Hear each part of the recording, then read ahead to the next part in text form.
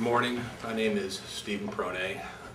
I am the Madison County prosecutor. I've been a prosecuting attorney for approximately 25 years, elected as the Madison County prosecutor since 1996. And as you might noted, Madison County is the home of BCI. So I know all of the technicians and workers at BCI. They're friends, close personal friends, many of them. The case I want to tell you about is a cold case involving a young 15-year-old girl named Jessica Keene that was murdered in Madison County in 1991. Every 2 or 3 years, our Sheriff's Department would resubmit the evidence, and the BCI technicians would go through the evidence to see if anything new came up. 2 years ago, Max Larangiani, one of the technicians, had the idea of swabbing one of the test tubes that held some of the initial swabs because all the evidence was gone. And as a result of his work, we got a match. We got a DNA match. We went down to North Carolina and arrested Marvin Lee Smith. And as a result of his DNA match, we got a conviction for aggravated murder. However, one of the problems was that some of the DNA work could not be done at BCI. It had to be outsourced to a lab in North Carolina.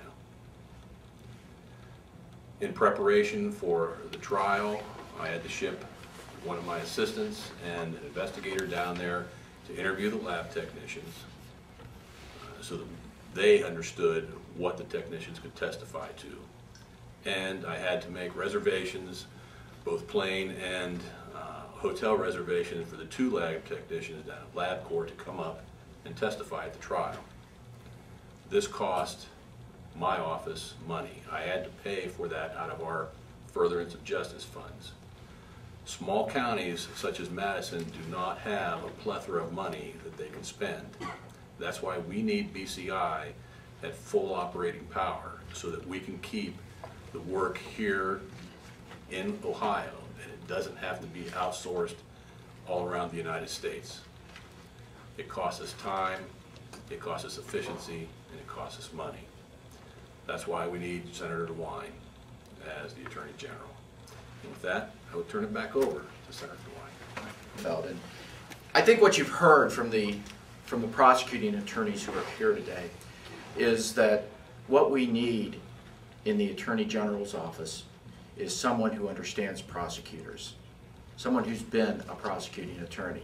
Before we came into this news conference, I was joking that Senator DeWine's opponent for Attorney General, that the next time he prosecutes a criminal case will be his first.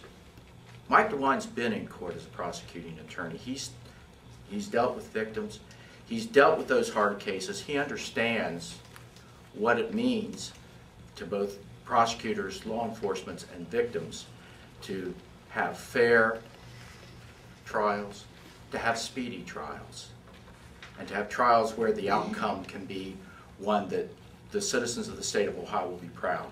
His priority is one of helping the citizens of the state of Ohio through law enforcement, through prosecution, to achieve justice for the citizens in this state.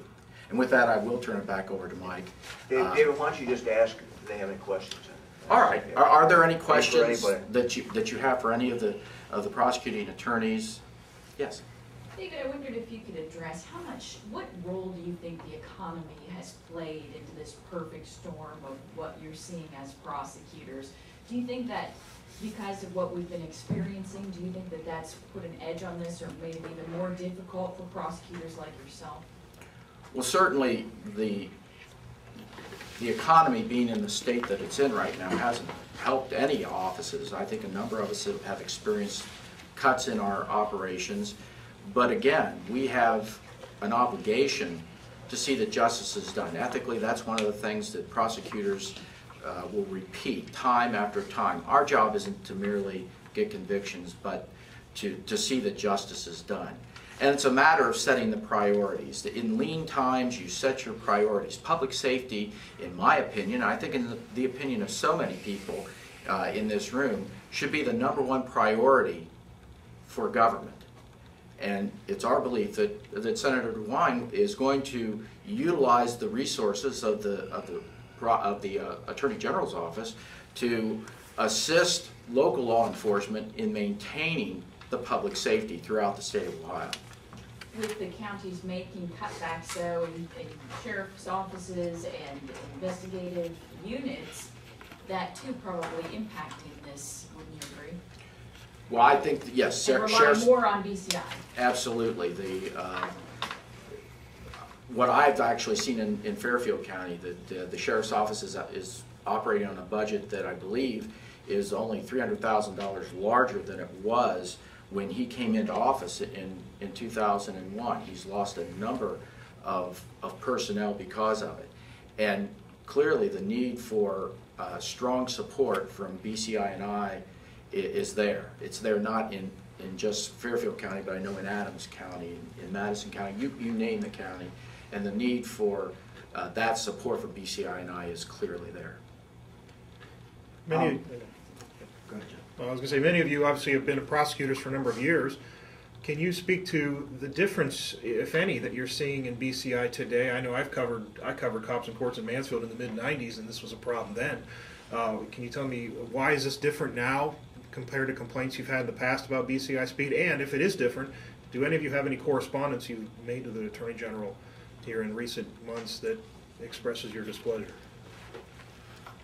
I have not personally contacted the Attorney General's office. I think you recall I got a letter from the Attorney General and the Governor regarding some DNA testing of a case that occurred back in 1991. I wasn't particularly enamored about. I can't say that this Attorney General's office would be better. I look at Betty Montgomery as being basically the gold standard of Attorney Generals I've worked with. And as I indicated at the outset, I've worked with Attorney Generals who are Republican, who are Democrat, and we gauge it at least by how much support we get from BCI and I. I don't recall ever having issues with BCI and I under Betty. I think, frankly, it's gotten progressively worse since she left office, that the focus has gotten away from supporting law enforcement, from supporting the investigations that are out there. And the question of would complaining do any good? I don't know that it would. I suppose if we went on Moss and to the AG's office, maybe it would make an impact. But the idea is that we try to be congenial. We try to work with the AG's office. But it appears to us, and you heard that from Steve Shoemaker with polygraph examiners, for instance. I would trust my life to Cindy Irwin. I mean, I have that much respect for her as a polygraph examiner. And for her to be the only polygraph examiner there at London and not being able to get people in on a timely basis to do these investigative polygraph exams, it makes our job so much more difficult. So I can't direct, and I don't think any one of us as a prosecuting attorney can direct the AG as to what that AG's priorities should be.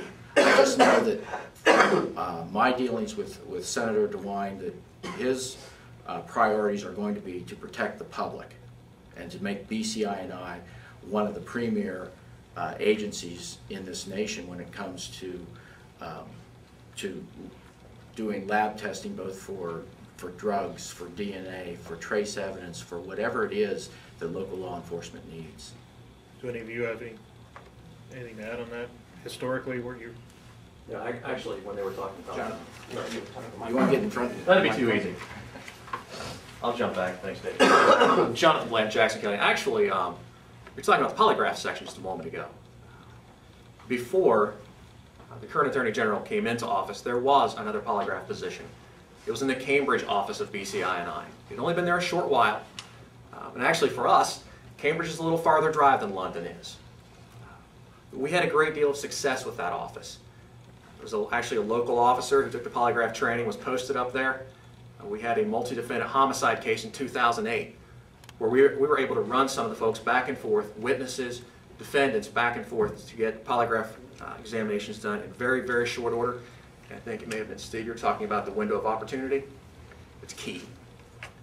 Because we were able to take the folks up there to confront them with the inconsistencies, to confront them with the failed examinations or the lack of truthfulness, deceptiveness. We were able to go a lot faster into that case and break down some key people that made a successful prosecution possible. We ended up putting 4 people in prison for substantial terms, including the deceased lady's 76-year-old husband recently. I found out they were talking about eliminating that position. I sent a letter. I sent a letter up to BCI, actually I think I sent it to the director at that time, explaining the importance of polygraph to us, explaining that Cindy Irwin is phenomenal.